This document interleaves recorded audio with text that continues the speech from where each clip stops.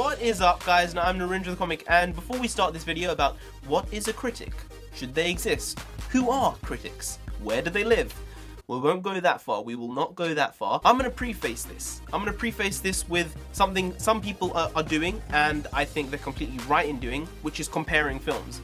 Now, obviously what I'm going to say is all this stuff with critics and whether they should be there or not, all started because of one film, Batman vs Superman. Yes, it did. More negatively polarizing than positive, but it was a mixed bag. The thing is, people are saying you shouldn't compare Batman vs Superman to Civil War. People are saying that. People who say that obviously do not understand basic plot points and film. Just story in general in that case. Because if you want to go so basic and to the bone, it's Batman vs Superman and Iron Man versus Captain America. You want to go any further than that, okay? And you're literally going to what the plots are, which is, it's a government in a specific universe saying, sorry, you're causing too much collateral damage, we need to rein you in, we need to govern you, we need to tell you where to go, when to do it. Okay, that is a basic plotline. Then there's a villain in the background stringing together, like twiddling his thumbs, being like, okay, I'm gonna make these guys fight now. I'm gonna make these guys fight. So he makes them fight. Okay, it's literally pretty simple. So in terms of comparisons, you know, it's hero versus hero, a villain in the background, like stringing all the stuff together, and the government intervention. Like, that's it. Okay, now to this video. What is a critic to you guys? I'm gonna give you guys 5 seconds in the comments below to write down what you think it is. Okay, 1. I sure hope that was 5 seconds, otherwise my counting is very far off, and that really isn't good. It's a basic skill you all need, kids. A critic, right? A critic is there to advise people whether to spend their hard-earned money that they've worked their job for, to go and spend that to go and see a certain film. Now, the average person in the United States, UK, goes to see 3 films a year. 3. Uno, that was horrible. Dos, tres. Ik, do, tin. 1, 2, 3. Yeah. 3 films a year. That isn't a lot. Last year alone, I saw practically 40 films. Some of them were on DVD, some of them were in the theatre. Very mixed. So, I see a lot of films. I'm sure some of you guys see a lot of films as well. But the average person sees 3 films a year. So they have to pick, what do I want to go see? And that's what a critic's there for. To advise people, should you go and spend your money and go and see this film? So people want to go and see good films. Because obviously I see a lot of bad films as well. So that's why I can have a generally moderately useful opinion on film, because I just see a lot of films. I'm not a critic, guys. I'm telling you, I think if critics actually weren't there, I think yearly annual box office would actually go down. I think people wouldn't know what to go see, so they just wouldn't see it. Unless it's a pre-property IP, like all comic book films, books turned into movies, plays turned into movies, stuff like that. That's just my opinion, and I think critics are very useful. I think you need to pick and choose who to listen to. It's good to have a debate with someone about why you liked or didn't like a film, but it's not right to go after somebody and to be like, I'm gonna kill you and give you death threats, because that's not on. You can be passionate, but you can't say shit like that. It's just not right. Like, you can't make someone like fear for their lives, especially if they're in the public eye in any way. Like, that's just not right. So any of you guys who do that, just sort yourselves out, please. Heck, most film critics I don't read too many anymore, but I used to read a lot of them.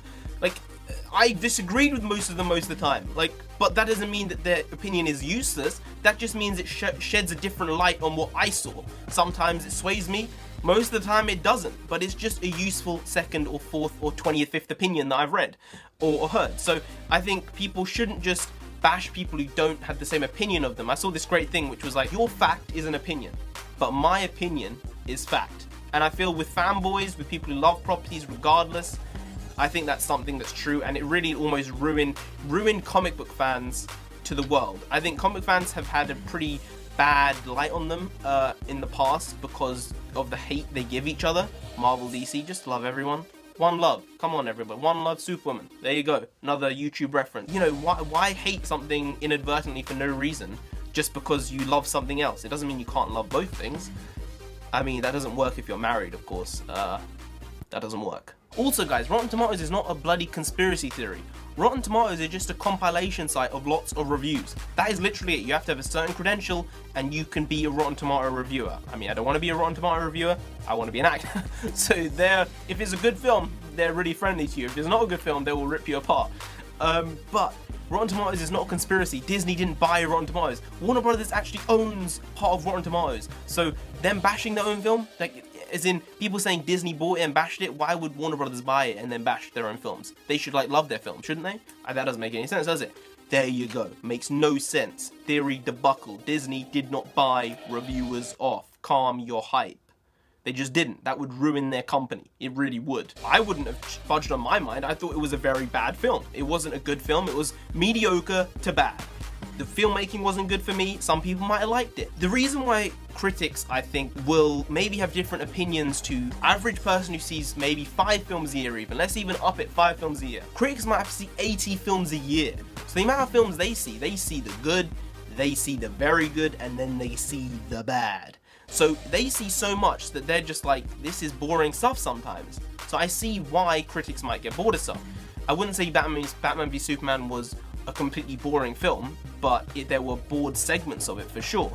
And Captain America, it had a few, very few, but it did have a few boring scenes. Very few, but they were some. They were some? There were some. If these critics had buckled and said, no, Batman v Superman is a very good film, it would have just delegitimized movie critics more than them saying that it was a bad film, because they would have just said, that doesn't make any sense. Because the average person didn't think it was an incredible film. The average person was like, meh, meh, meh. The thing with critics is, you look at a lot of artsy films and you look at Oscar bait films. Okay. If an Oscar bait film didn't have good reviews from a critic and that Academy Award nomination, or it already winning some awards at that point, all those films would make zero money. They would make zero money without the critics saying they're good films. So you can't say critics are the most useless thing in the world, because without them, Birdman would have made no money. The Martian would have made less money. 100% The Martian would have made less money if it wasn't so critically well received. No doubt. Mad Max Fury Road, it was released at the wrong time last year. I think if that had been released nearer the end of the year, I think that would have probably made $100 million more. I really do. I think it wasn't a film for me that I enjoyed too much. And from a filmmaking point of view, the cinematography was incredible. The filmmaking, the directing, the editing was great, but I just didn't like the story. But if that film had been released in the winter as opposed to the summer, that film would have made much more money. And that would have been because the critics loved it. Okay, I'm just going to do it. I'm going to tell you guys why I didn't think Batman v Superman worked as a film. Now, I didn't really go into it too much in my non-spoilers movie review of the film. Go check it out now if you haven't. But it's something called relatability, and it's something called a personal connection. I think I refer to it as personability in the review. I still don't know if that's a real word. We're gonna go with it. There was no connection at all with the characters, I felt. Obviously, I've said it's only one film. Marvel have had years to build a universe. DC have had one film. So it's like pitching the hen against the hen? The hen? What? What? The hare against the turtle. My goodness. My goodness. Someone is definitely further behind. They might catch up in the long run though. You never know. They might save it with Suicide Squad. They might do a great job with Wonder Woman. I'm really excited for Aquaman. But for this film, it didn't work. There was no personal connection. I'm going to tell you why. Batman. Batman is a man. He is just a man. Nothing more. The greatest detective on earth. Sherlock Holmes. We'll give it to Batman. Right. Wonder Woman is essentially a god. It is a god. A demigod. Superman is basically a god. Okay, so we have two gods. Out of the three protagonists of the film, the three superhero protagonists, we have two gods and one human. Batman is just a man, so he can literally die at any time. Superman, I mean, what happens in the film, I'm not going to spoil it, but you know, I suppose I sort of give it away there. I didn't feel any connection with him. I don't like the character too much from the comics. I didn't like Henry Cavill's portrayal of him too much. But the thing is, I felt nothing. I had no feels, no connection, nothing. And that's because of the relatability and the personability. I'm going to keep going. I'm going to make that word real if it's not. I'm going to find out now. Yeah. It's a real word. It is a real word. But no. No. It doesn't really mean what I thought it meant. Let's just retcon that word personability and just say relatable instead. With the Avengers, okay, Tony is a human. He can die at any given time. Cap is a human. He can die at any given time. Black Widow, human. Hawkeye, human. Ant-Man, human. Black Panther, human. Basically, Thor is a god. He is the Wonder Woman level.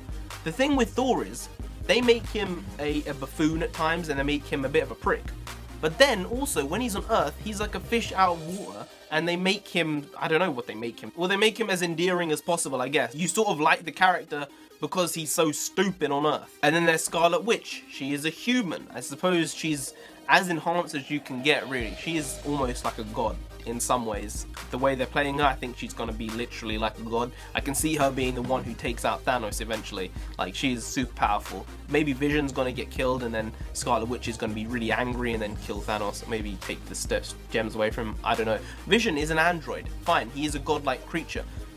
Then there's the Hulk, which is when Bruce is the Hulk, he is just a battering ram. That's what he is. But when he is Bruce, he is the most relatable character on screen. He is you in the film. He is what you would be in that film, being like, what the hell is going on around here? Overall, out of all these characters, most of them are just human. You compare that to these guys, which are just 3, there are just 3 of them right now. You can't really compare them because 2 of them are gods, 1 of them isn't. Even if you go even further, you're gonna go to Cyborg. Cyborg is a human. Flash is a human who can time travel, so he's basically a god. Okay, and then you have Aquaman, who is basically a god as well. So like, whereas the DC is much more fantastical. DC, honestly, it is much more fantastical. Marvel is way more grounded. I'm not saying whether that's a good thing or bad thing. I sort of wish it was a bit more fantastical. I wouldn't say you can't compare these films because of the fact that they're unlike films, because they're very alike films. I would say you can't compare these films fully because of how much further ahead Marvel is of DC. That's why I would say you probably shouldn't compare these films. But all this hate towards Critic, let's just get back to the critics. Just stop. Like, they are needed and necessary. It's just like anything else in the world. It's just made up of critics. If some of you guys knew how the bloody financial market worked, some of you guys, if you think that these film critics are one thing, you guys would have fits. So I'm gonna leave that there and not go any further with that. Anyway guys, if you did enjoy this video, please do like, share, comment and subscribe to the channel down here. If you didn't, who knows, maybe an angry fanboy is gonna come after you. He's probably gonna come after me actually. I don't give a. Nope, I do not give a. But if he does come after you, you don't want that, so just subscribe anyway. And I've been Orange with the Comic. You have been great, and I'll see you next time. Skadoosh. I guess this video did change from what is a critic to why are Batman vs Superman and Civil War similar. Yeah, I don't know where my brain went. I suppose I never know where my brain goes, to be honest.